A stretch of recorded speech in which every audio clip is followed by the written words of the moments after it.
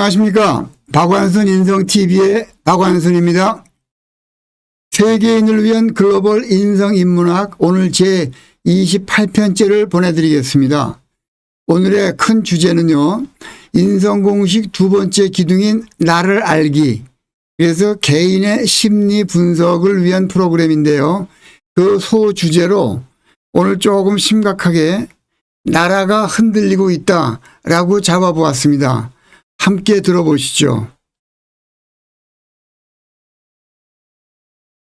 개인의 심리분석법을 지난 시간에 이어서 오늘 두 번째로 연속 강의를 드리는데요. 많은 서양의 심리분석 프로그램이 우리나라에 들어와 있으나 그것은 우리 문화와 언어로 해석한 것이 아니기 때문에 우리하고는 잘 몸에 맞지 않는 옷이다. 그것을 아주 생활 속의 예로 보름달이 뜨면 우리나라는 강강수월래이나 축제이나 서양 아이들은 보름달에 귀신이 나온다 그랬죠. 그래서 뱀파이어, 늑대소년, 헐크 이런 애들은 다 하늘에 보름달이 떠 있을 때 나타난단 말입니다. 이렇게 큰 문화적 차이가 있는데 그거를 무시하고 서양 사람들이 만들어 놓은 심리분석 프로그램을 우리 아이들한테 적용해서 너는 무슨 형 인간이다라고 하는 것은 우리 어른들이 해서는 안 되는 문화적 오류이고 어떻게 보면 문화적 침략이다라고 제가 감히 말씀을 드립니다. 그런 의도에서 우리의 문화와 언어로 우리의 개인 심리를 분석하는 분석법을 제가 새로이 만들어서 여러분께 지난 시간에 간단히 설명을 드렸고 오늘 그 내용을 잠시 조금 깊숙이 들어가 보겠습니다. 자, 비가 있습니다. 비우자입니다. 비우자가 사계절에 다 비가 오죠. 비우예요. 그런데 봄에는 비가 그대로 우리 머리, 땅바닥, 새싹 위에 떨어지나 여름이 되면 길로자를 비우자와 합쳐서 밤과 낮의 기온 차이가 매우 심하기 때문에 이슬이 맺힌다 그래서 이슬로자가 되고 이것이 여름을 상징하는 단어가 됩니다. 가을은 비가 오는데 새벽에 춥기 때문에 비가 서리로 바뀌어요. 그래서 서로 상자를 붙여서 서리상을 만들어서 가을의 상징 단어로 쓰고요. 겨울은 비가 내리는데 이것이 추운 날씨로 인해서 손으로 잡을 수 있는 이게 뭉쳐질 해자예요. 뭉쳐질 해. 그래서 비우와 해를 합쳐서 눈설자가 되었습니다. 눈설. 그래서 설은 겨울의 상징 단어입니다. 이것을 다시 우리의 언어로 하면 여름을 로, 가을을 서리상, 겨울을 설. 그래서 봄, 여름, 가을, 겨울형 인간으로 우리의 개성을 분류한 거 지난 시간에 들으셨을 겁니다.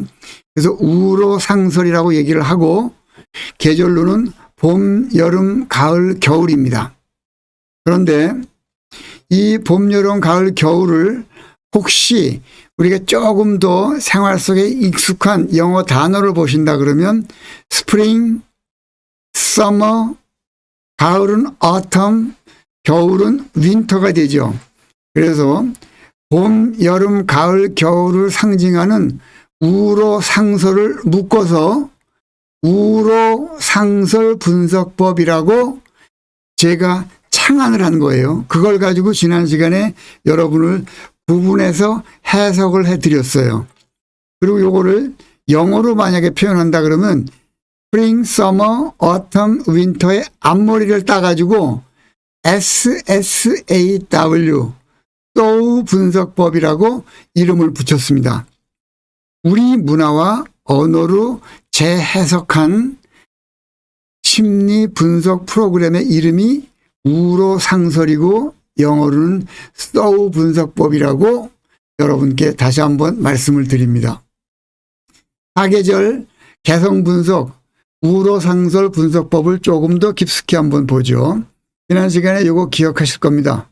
봄, 여름, 가을, 겨울이 있고 소양, 태양, 소음, 태음, 시동, 엑셀, 브레이크, 기름이 자동차의 기관하고 서로 비유가 되는 역할과 특징을 가지고 있고 사교형, 주도형, 신중형, 안정형이라고 표현이 됐으며 봄은 나무, 여름은 불, 가을은 쇠, 겨울은 수 이래가지고 그 계절별 특징을 한 단어로 표현을 했고 지곡군을 이렇게 설명을 드렸어요. 그리고 봄을 청춘이라 그러고 여름을 주하, 붉은 주자에 여름하입니다. 여름의 상징색은 붉은색이고 가을은 백추, 하얀 가을, 원래로 돌아가는 가을이다 그런 뜻이고요. 겨울은 현동, 현동이란 거뭇하다 그러니까 까만 현이 아니고 거뭇거뭇하다의 현입니다. 그래서 현관의 이해를 지난 시간에 말씀을 드렸죠. 비, 우, 이슬로, 설이상, 눈설, 우로 상설이라고 얘기를 했고 태풍, 여름, 봄, 새싹, 가을, 열매, 겨울, 나이테 하나를 더 추가해서 연륜을 그리고 나이는 나무의 나이를 표시한다 말씀을 드렸어요. 스트레스를 제일 많이 받는 인간형이 가을형 인간이고 그 다음 인간형이 겨울. 스트레스를 그 다음 적게 받는 사람이 여름형이고 스트레스를 가장 적게 받는 인간이 봄형 인간이다라고 설명을 드렸어요.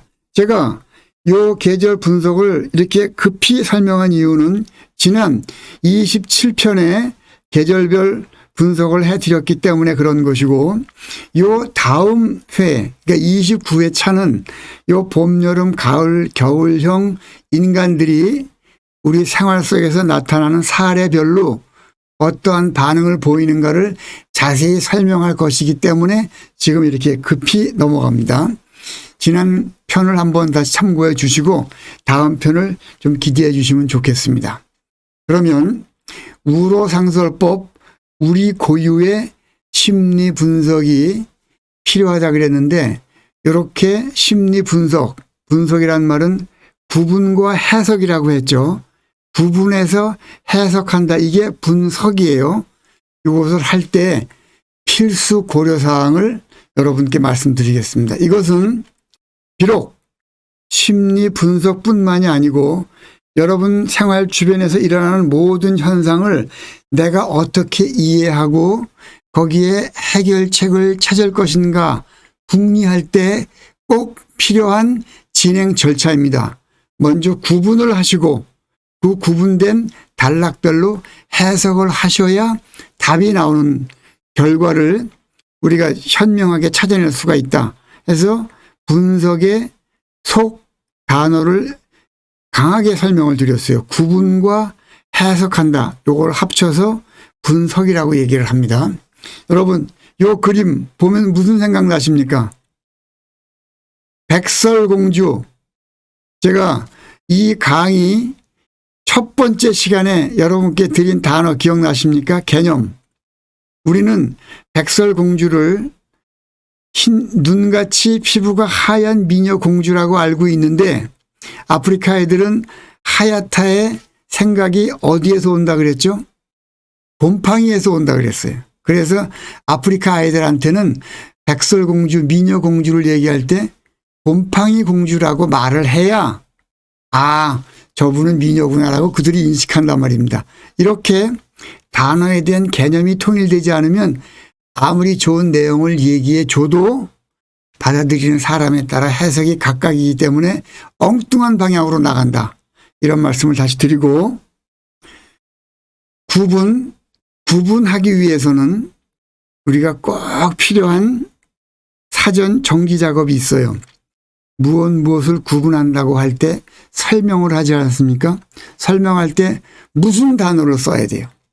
생활 속에서 얘기를 듣는 사람들이 매일매일 써왔던 그 단어를 끄집어내서 그들한테 설명을 해야 돼. 전혀 모르는 사람한테 내가 안다 그래서 전문 용어를 가지고 아무리 설명해봐야 그들은 알아듣지 못해. 이처럼 생활 속에 들어있는 단어를 이미 사용한 단어와 경험을 가져다가 설명을 할 때 활용하는 것을 선행학습 활용법이라고 합니다. 다시 한번 선행학습 활용법이라고 해요.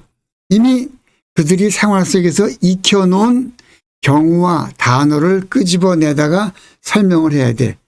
구분할 때 첫 번째 명심해야 될 조건입니다. 선행학습을 반드시 염두에 두고 설명을 하셔야 돼요.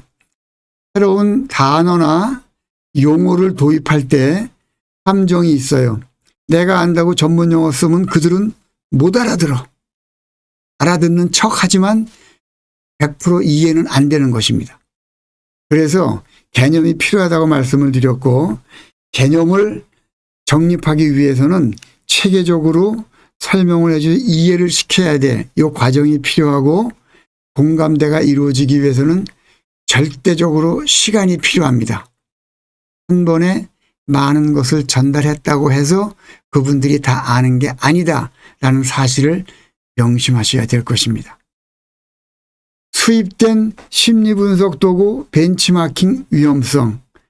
지난 시간에 말씀드렸더니 교류 분석이니 MBTI니 애니어그램이니 디스크니 모든 것이 다 외국에서 들어온 거죠. 이 공부를 하는 학자들 사이에서는 그것을 수입 물품이라 그래요. 수입 물품.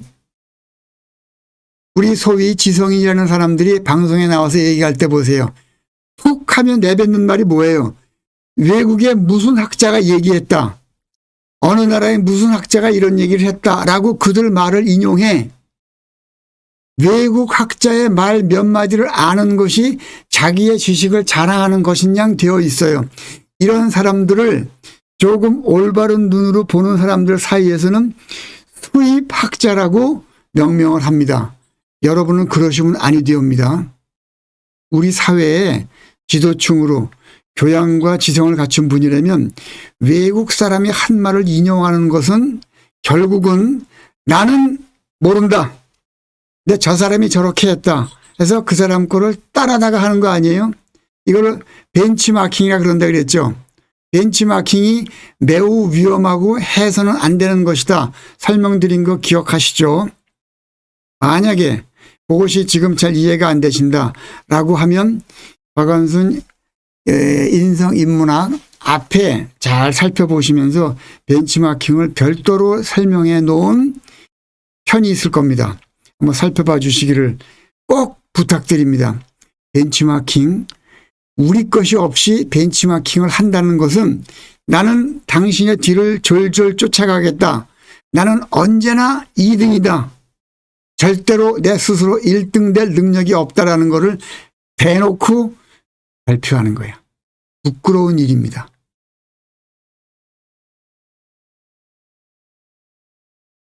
그리고 백설공주와 곰팡이 사례 처음에 말씀드렸죠.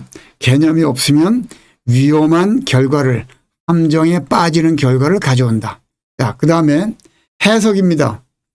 해석을 하기 위해서는 우리의 문화와 언어로 분명히 그 현상이나 용어에 대한 선행학습의 결부가 된 설명이 들어가야만 모두에게 도움이 되는 결과를 가져올 수 있단 말입니다. 동서 문화가 얼마나 크게 차이가 나는지를 우리는 모르고 맥없이 데려다 쓰고 있어. 가져다 쓰고 있어. 해가 망신의 지름길입니다. 여기에 기인해서 제가 이 강의 첫머리에 나라가 흔들리고 있다라고 제목을 붙인 겁니다. 한번 보시죠. 동서 문화가 어떻게 생활 속에서 커다란 차이를 나타내고 있는지. 동양, 서양 구분입니다. 신체 조건, 동양과 서양의 신체를 한번 볼까요? 동양인의 얼굴을 보시면 길이와 넓이가 1대 1.3이에요. 이게 1이면 이게 1.3이야. 그래서 동양인의 얼굴은 약간 달걀형이야. 그럼 서양은 이게 1대 1.5예요. 길어. 정확히 차이가 나는 거예요. 얼굴에서부터. 소화기능. 동양인은 장이 길어요. 왜 대한민국에 대장암이 많게요? 채식 동물의 생활을 쭉 해왔는데 장이 긴 사람들이 육식을 하니 소화되는 과정에 소화가 덜 된 것들이 장에 붙어서 많은 부작용을 일으키는 겁니다. 서양 애들은 짧은 대장이야. 먹으면 바로 빠져요. 명심하십시오. 한우 관리를 한번 볼까요?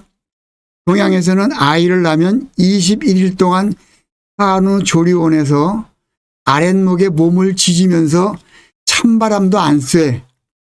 그런데 서양 아이들은 어떻게 되게요? 21일 동안 아랫목에 있는데 서양 아이들은 아기를 낳은 다음 날 바로 냉 샤워를 시켜 냉 주스를 먹고, 이렇게 큰 차이가 있음에도 불구하고 대한민국이 외국의 산후조리법을 그대로 갖다 쓴다고 해봐요. 몸이 완전히 망가지는 거예요. 동서문화의 차이입니다. 사고방식. 우리는 사람을 만날 때 그를 나와 함께 일을 하고자 할 때 뭐를 따집니까? 학연, 지연, 혈연 따져요. 이게 좋다 나쁘다가 아니고 현상이 그렇다는 얘기예요. 그러면 서양 아이들은 그 사람의 실적을 봐, 업적을 보고 무엇을 할 수 있는가 능력을 봐요. 엄청난 차이입니다. 방어 기제. 대한민국 동양에서 무슨 일이 생겼다. 누구는 절에 가, 누구는 교회 가서 기도하고, 누구는 성당 가고, 누구는 무당 부르고, 여러 가지의 자기 정신을 방어하는 기제를 가지고 있어요. 서양 아이들 대체로 하나로 통일되어 있어요. 뭐로? 기독교로. 큰 차이 아시겠죠? 자아 개념. 동양인들은 모든 것이 중심이 우리가 자리 잡고 있어요. 우리 집이라고 얘기하지 나의 집이라고 얘기 안 해. 마누라조차 우리 마누라라 그래. 그리고 우리 아들이라 그래. 그럼 아버지가 누구야? 그럼에도 불구하고 우리 아들, 우리 아버지, 우리나라, 우리 마누라라고 얘기를 한단 말이에요. 그냥 서양 아이들 뭐라 그러게요? 다 my country, my son, my home이야. 절대 우리라고 얘기를 안 해. 이 큰 차이를 모르고 거기에 문물과 제대로 그대로 들여온다? 거기에 생기는 충돌을 우리가 지금 고스란히 겪고 있는 거예요. 이 방송을 보고 계시는 그 시청자 여러분, 그리고 이 같은 일을 하고 계시는 동지 여러분, 명심하셔야 돼요. 두 번째,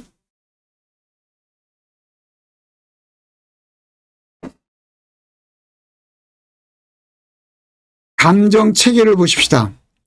우리나라는 감정을 감성적인 체면 위주로 많이 발휘를 하죠.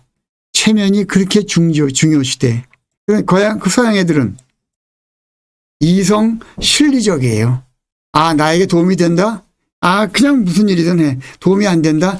탁 돌아서요. 실리 위주로 생활을 하고 언어 그리고 동작이 그대로 따라가는 겁니다. 화를 푸는 법. 한국 사람들은 엄마 아버지가 아이를 혼낼 때 보면 알아. 첫째 아이한테 화가 나서 꾹 참어. 며칠 동안 꾹 참다가 화가 어느 절정을 넘어가면 둘째, 셋째 다 데려다 놓고 한꺼번에 혼을 내. 둘째, 셋째는 아무 이유도 모르고 동시에 그냥 혼난단 말이에요. 불만 고객이 화풀이하는 방법도 똑같아. 여기서 화가 나면 꾹 참고 옆으로 가. 화나면 또 참어. 그래서 세 번째 가서 거기 일하는 분한테 그냥 한꺼번에 쏟아버린다고. 이 사람은 이유도 모르고 당하지. 서양 아이들은 절대 현장에서 1대1로 풀어요. 명심하십시오. 이게 동양과 서양의 화를 푸는 감정 처리 법도 다른 거예요. 또 표현. 한국 사람들은 여러분 영화를 자주 보십시오. 내가 영화를 볼 때마다 안타까움을 금할 길이 없어. 이렇게 나라가 무너지는구나. 젊은 남녀가 둘이 만나서 기분이 좋아지고 생각이 맞아서 호텔을 들어갔다고 합시다. 호텔 들어가서 그 다음 장면으로 넘어가는 그 과정을 보시면 들어가면서 옷 벗고 신발 날리고 오두방정을 다 떨잖아요. 이게 우리의 고유 방법입니까? 우리는 차례차례 옷걸음 풀고 그러면 밖에서 문풍지 손가락으로 침 묻혀 구멍 뚫어서 쳐다보고 그리고 웬만큼 되면 불이 꺼지고 그 두 사람은 그 다음 단계로 넘어가요. 그런데 한국의 영화 감독이, 영화 촬영 감독이, 그리고 시나리오를 쓰는 사람들이 서양 거를 그대로 받아들여 가지고 한국 사람들의 그 은유적인 달빛 아래 차분하게 젖어드는 그런 감정 표현을 다 잊어버리고 그냥 방문 열고 들어가면서부터 신발 날리고 속옷 날리고 하면서 한다.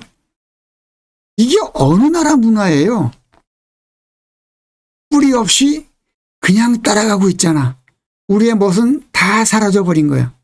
근데 어린애들은 이걸 보고 자라. 우리 고유의 것을 본 적이 없어. 걔들한테는 이게 생활이지. 우리 문화가 지금 사라지고 있는 거예요. 더 적나라한 표현들이 많이 나옵니다. 계속 보십시오. 한국 사람들은 절대 누구를 욕해도 바로 앞에 놓고 욕을 안 해요. 애둘러서 하지. 서양 아이들 직선이야. 태양빛 아래서 모든 것이 환히 보이듯. 이해하시겠죠? 대한민국은 달빛입니다. 서양 아이들은 태양 아래 보이는 직선 감정 표현이에요. 여기 생활 형태를 보시면 숫자 계산, 이거 아주 재미있는 겁니다. 우리는 빼기에 무지하게 능해요. 근데 서양 아이들은 빼기 시키면 정신을 못 차려. 정신을 못 차려. 빼기가 생활화되어 있질 않아. 우리는 25 빼기 3. 그러면 그 아이들은 좀 더 쉽게 만약에 100 빼기 20 해보세요. 그러면 우리는 100 빼기 20 하면 80이 바로 나오죠. 근데 걔들은 100 빼기 20이 됐을 때 80을 어떻게 뽑아내냐 하면 20을 여기다 놔. 그리고 그 옆에다가 20달러를 또 놔. 40, 60, 80, 100이 맞춰진 뒤에 자기가 받아야 될 20을 빼고 나머지 80을 걷어서 줘. 걔네들은 모든 게 더하기 개념이야. 그런데 컴퓨터의 모든 프로그래밍 방법이 다 더하기 개념이란 말이야. 왜? 걔네들이 그걸 만들었으니까. 이렇게 큰 차이가 있는 거예요. 우리는 빼기고 걔네들은 더하기 개념이다. 숫자 계산 방식 자체가. 주문을 할 때 보세요. 우리는 중국집 가서 짜장면, 짬뽕 뭐 시킬래? 그러면 짜장면 손들어. 짬뽕 손들어. 우짜짜 한꺼번에 시키죠. 근데 걔네들은 10명이 가면 10개의 메뉴가 나와요. 별대로 단체가 시키는 법이 없어. 각 개인별로 시켜요. 우리는 야야야 통일해 한꺼번에 시키잖아. 어느 게 좋다 나쁘다가 아니에요. 좋다 나쁘다가 아니야. 생활 습관이 사고 체계가 그렇다는 말이에요. 손가락 셈을 할 때 보십시오. 우리는 하나, 둘, 셋, 넷, 다섯, 여섯, 일곱, 여덟, 아홉, 열이죠. 우리는 손을 피면 열이야. 근데 걔네들은 손을 숫자를 셀 때 주먹 쥐고 시작해. 하나, 둘, 셋, 넷, 다섯, 여섯, 일곱, 여덟, 아홉, 열. 이게 열이야. 농구 시합 보신 분들은 금방 알아. 농구가 서양 아이들이 만든 구기 종목이죠. 그 심판이 서양 아이들을 따라가야 될 거 아니야. 그러니까 우리 같으면 12번이다 표현할 때 어떻게 해야 돼? 12번이 반칙했다 그러면 12번이라 그래야 돼. 근데 걔네들은 어떻게 표현하게? 12번이라 그래. 여러분 이거 유심히 보십시오. 농구시합 심판들이 어떻게 하나? 이렇게 완전 거꾸로 해요. 근데 이걸 그대로 갖다가 우리 생활에 쓴다고? 누구 잘못이에요? 우리 사회에 어른이 없는 거야. 생활을 살펴볼 사고체계에 틀이 없는 거야. 여러분 잘못 아니에요. 저같이 교육을 시킨다는 사람이 큰 잘못입니다. 이거를 전 국민에게, 전 세계인에게 알리고자 박완선 인성 TV를 열어서 이렇게 애를 쓰고 있습니다. 함께 또 보시죠. 보시면 생활 형태에서 우리는 요리를 할 때 김치 버무려서 바로 먹어요? 겉절이 그렇죠. 하지만 몇 달을 묵히잖아. 숙성을 시키잖아.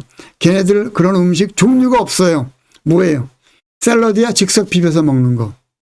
다이어트, 우리는 음식을 안 먹어서 굶어서 몸을 빼. 우리는 빼기 형식이 능하다 그랬잖아요. 근데 걔네들은 먹어서 빼. 이걸 모르고 대한민국에 고기 먹어서 빼는 다이어트가 들어왔어. 성공한 사람 보셨어요? 고기를 정신없이 먹다 보니까 장이 길다 그랬죠? 뭐가 생겼게요? 대한민국에 제일 많은 암이 뭐야 지금? 대장암이야, 대장암. 왜? 답변 안 드리겠어요. 종을 칠 때 보세요. 우리의 종은 종 안에 요 쇠 공이가 있어. 그걸 이렇게 딸랑딸랑 흔들면 소리가 나. 아니죠. 죄송합니다. 서양 아이들은 종 안에 공이 있어. 딸랑딸랑. 근데 우리 에밀레 종 봐요. 보신각 종 봐요. 큰 종을 옆에서 이런 쇠 공이 가서 둥 때리잖아. 밖에서 안으로 때려. 얘네들은 안에서 밖이야. 정반대예요. 조직 풍경을 한번 볼까요? 회사가 어려워져서 정리를 한다. 제일 먼저 서양 아이들은 뭐를 먼저 정리하냐? 사람을 제일 먼저 정리해. 잘라버려. 그 다음에 비용 정리하고 맨 마지막으로 사람을 잘라요. 죄송합니다. 맨 마지막으로 주주한테 주는 배당을 줄여. 근데 대한민국은 맨 먼저 뭘 줄여? 배당을 줄여. 그리고 비용을 줄이고 맨 마지막에 어쩔 수 없이 사람을 줄인단 말이에요. 이 반대를 왜 모르냐 말이야. 왜? 서양의 경영법을 데려다가 한국에 도입한다고요? 그 답이 맞는지 틀리는지 여러분이 판단하십시오. 해고를 할 때 어떻게 하게요? 해고 정리할 때 서양 아이들은 영화에서 많이 보셨을 거야. You fire. 상사가 바로 그 자리에서 파면시켜버려. 또 카톡으로 문자로 파이어 시켜. 한국 사람들은 어떻게 해? 해고시키려면 절차가 어마무시하게 복잡하죠. 이게 사람 중심의 사고 체계 때문에 그래요. 절차가 복잡하고 서양 아이들은 상사 일방 통보 그리고 공사 구분을 할 때 있어서 동양에서는 공과 사가 구분이 잘 안 되는 게 우리의 생리야. 자, 사슴은 초식동물이죠. 초식동물이 풀을 먹다가 맹수가 오면 도망가. 맹수가 안 보이면 또 풀을 먹어. 그 초식동물은 밥 먹는 거하고 도망가는 거하고 공과 사가 구분이 돼 있어요? 안 돼 있어요? 안 돼 있다고. 그냥 혼자 돼서 혼합돼서 지내고 있는데 고양이, 코끼리 아닙니다. 사자나 호랑이 이런 육식, 포식 동물들은 밥 먹을 때하고 사냥할 때가 완벽하게 구분돼 있어요. 사자는 사냥을 한번 하고 나면 거의 48시간 동안은 아예 잠만 자. 절대로 옆에 노루가 지나가도 안 먹어. 밥 먹고 사냥할 때와 쉴 때가 완전히 구분돼 있어. 다른 말로 뭐라 그래? 공과 사가 철저하게 구분된 체질이 어디 체질이야? 서양 체질이라고. 동양은 혼재되어 있단 말입니다. 그래서 한국 사람한테 야, 공과 사를 철저히 가려라. 이거는 굉장히 어려운 주문인 거예요. 여러분 명심하십시오. 공과 사가 혼합돼 있어도 제대로 행동할 수 있는 사고체계를 갖추기 위해서 박완순 인성TV가 전 세계 대한민국 상대로 지금 아우성을 치고 있는 겁니다. 꼭 아셔야 될 내용이. 엄격 분리지만 동양은 혼합 형태이다. 또 마지막 편입니다. 교육과 양육 편에서 한번 보면 서양 아이들은 아기들 혼낼 때 어떻게 하게요? 우리는 바깥으로 내쫓죠. 집에서 내쫓긴다 그래. 근데 서양 아이들은 방 안에 가도 그냥 문 닫아버리고 못 나가게 해. 여러분 이제 서양 영화를 유심히 보십시오. 이런 현상들이 그대로 영화 속에 있어. 영화를 보면서 이런 차이점을 만약에 이 강의를 듣고 느낄 수 있다 그러면 저의 어마어마한 보람입니다. 여러분의 지성이 올라가는 거예요. 교양이 올라가는 거예요. 어른의 사고체계를 갖추는 과정이에요. 중점상 서양 아이들 교육은 남과 다르게야. 한국은 남과 같이야. 따라하라 그래. 보호기간. 한국 아이들 자녀들을 부모가 얼마나 보호합니까? 30여 년간 길러. 30여 년간. 그냥 딱 싸고 기르잖아. 서양 아이들 몇 년 보호하게요? 짧게는 3달, 길게는 3년 지나면 다 자기 방에 독립을 시켜. 서양 영화를 보세요. 공포 영화를 보면 애들을 꼭 따로 재우지. 그럼 무섭다고 애가 울면 부부가 자다가 방으로 뛰어 올라가. 또 재워놓고 또 내려와. 근데 우리 생각에 쟤 데려다가 옆에 데우면 될 텐데 안 한다니까 그렇게요. 3개월만 지나면 지 방에 혼자 세운다니까. 영화 앞으로 유심히 보십시오. 동서양의 엄청난 차이를 여러분 눈으로 직접 보실 수가 있어요. 평가상 보름달을 동양에서는 축제야. 서양에서는 귀신 나오는 시기예요. 평가할 때 동양은 상대 평가를 해. 너보다 잘났니 못했니. 이게 사실 아이들을 불행으로 이끄는 거긴 합니다만은 현상이 그렇다는 얘기예요. 서양에서는 절대 평가를 해. 어제의 그 아이, 그저께의 그 아이와 평가를 하지 옆에 하고 평가하고 성적으로 줄서게 하는 이런 악랄한 행위를 안 한단 말이에요. 대한민국의 교육자 여러분, 그리고 학부모 여러분, 여러분이 아이를 이런 식으로 평가함으로 해서 어려서부터 아이의 잠재력을 다 죽여버리는 거예요. 남하고 똑같이 싹을 잘라버리니까. 이거는 교육 시간에 다시 한번 자세히 갑시다. 종료인식, 동양은, 한국은 절대로 왕복 개념이야. 나들이 한다 그러지, 출입구라 그러지, 출구 입구라고 잘 말 안 해. 출입구라고 얘기해. 서양 아이들은 다 완웨이야, 완웨이. 출구, 입구, 편도 개념이에요. 자, 이렇게 해석을 하는데 필요한 우리 고유의 문화와 서양 문화의 차이점, 이거 한번 알아보았습니다. 왜 이걸 이렇게 장황하게 설명드렸냐? 이것을 모르고 심리 분석을 한다, 외국 거를 따라 가지고 들어와서 벤치마킹 한다, 아이를 저 잠재력 발휘하지 못하는 저 침몰의 단계로 계속 끌고 가시는 거야. 누가? 우리 사회의 애늙은이들이. 저도 많이 반성합니다. 고유의 심리 분석 도구가 꼭 필요한 이유, 말씀드렸던 우로상설과 소우 분석, 국가 존립의 3대 요소는 국민과 문화와 언어입니다. 국민, 문화, 언어가 없으면 국가가 존립이 안 돼요. 그런데 3대 요소의 주인공은 모두 사람이고, 사람을 잘 내가 원하는 방향으로 모시고 가기 위한 국가의 리더, 조직의 장, 가정의 부모들은 그들의 마음을 알아야 돼. 심리라는 것이 마음의 줄기라고 말씀드린 거 기억나시죠? 심리는 마음의 줄기라는 뜻이야. 마음심의 줄기리. 그 마음의 줄기를 잘 알아야 올바른 열매가 나온다. 그러기 위해서는 우리 문화와 언어로 재해석한 심리 도구가 있어야 되는데, 그거 없이 수입된 심리 도구 가지고 벤치마킹을 하잖아요. 어떤 결과가 나오게요?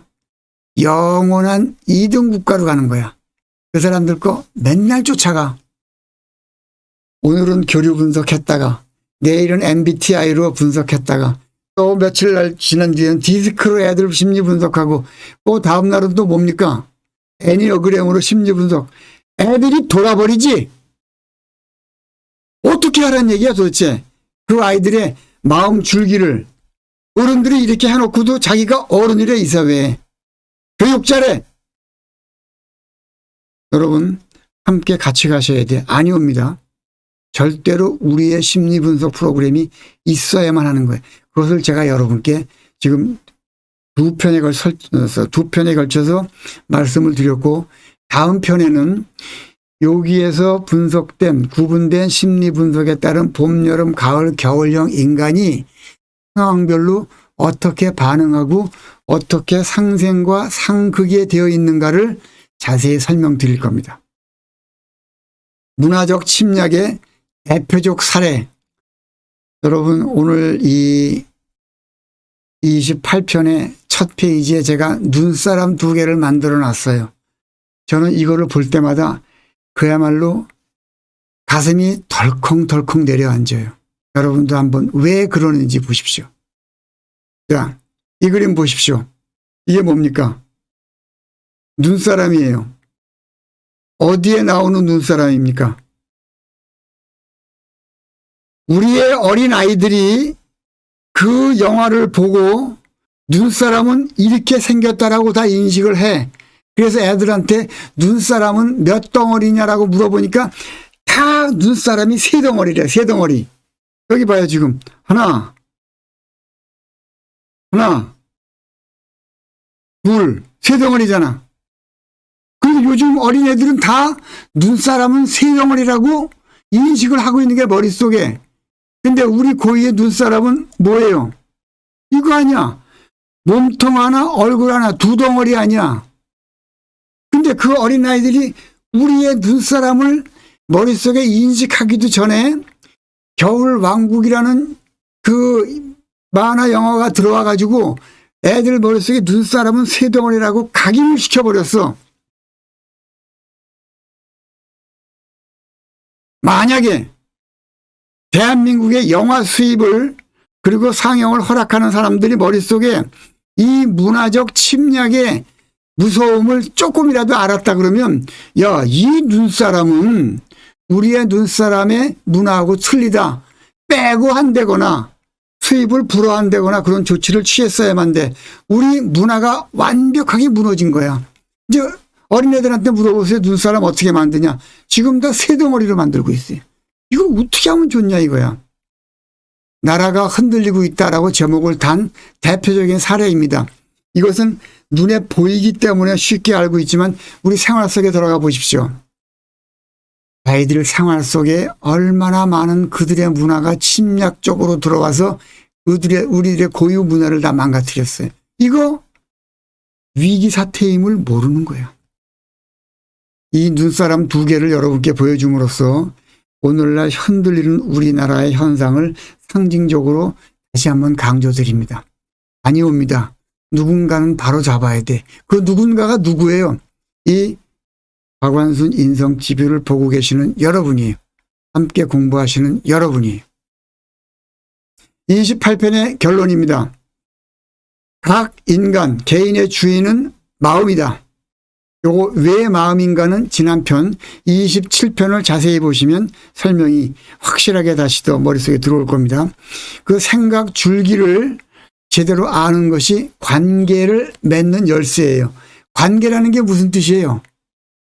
관계라는 게 우리는 모두 인간관계 끝도 없이 얘기하는데 관계가 뭐냐고 물어보니까 모르는데 그리고 관계를 맺으래. 어떻게 하란 말이에요? 관은 대문과 대문을 연결하는 빗장이 있죠. 빗장. 그 빗장을 한자말로 관이라 그래. 관. 그리고 개는 연결하다야. 누구랑 관계를 맺는다는 말은 빗장을 연결한다는 뜻이야. 그럼 이쪽 대문과 이쪽 대문이 어떻게 생겼나를 알아야 빗장을 지를 거 아니에요. 이쪽 대문이 어떻게 생겼는지도 몰라. 얘도 몰라. 그리고 만나면 서로 다 같은 사람인 줄 알고 관계를 맺을래. 우리 매뉴얼이 이러니 무조건 따라오래. 어떻게 하란 얘기야? 아니옵니다. 빗장을 맺기 위해서는 그 사람이 무슨 생각을 갖고 있냐를 알아야 돼. 심리를 알아야 돼요. 그 심리를 알기 위해서 우리 문화와 언어로 표현된 심리 분석 도구가 절대 필요한데 그것을 충족시키기 위해서 우로상설 분석 도구를 만들었고 이것을 생활화하기 위해서는 선행학습된 단어 사용과 동서문화 차이 고려한 해석이 필요하고 바른 심리 분석과 이것을 통한 활용이 국가 존립의 뿌리이다. 이것이 국가 존립의 뿌리이다. 이것이 제28편 나라가 흔들리고 있다라고 하는 개인 심리 분석의 주요 원인이 되는 사항에 대한 결론입니다. 박완순 인성TV로 공부하는 사람, 박인공사 여러분, 문화를 잃으면 국가는 영원히 사라진다. 굳이 누구의 말이라 할 것도 없이 역사가 증명합니다. 그 문화의 주인공인 대한민국 국민의 심리 분석과 선진 국민의 정신, 행동 세계의 기본 틀 형성을 위해서 박완순 인성TV가 앞장서겠습니다. 함께 가시죠. 고맙습니다.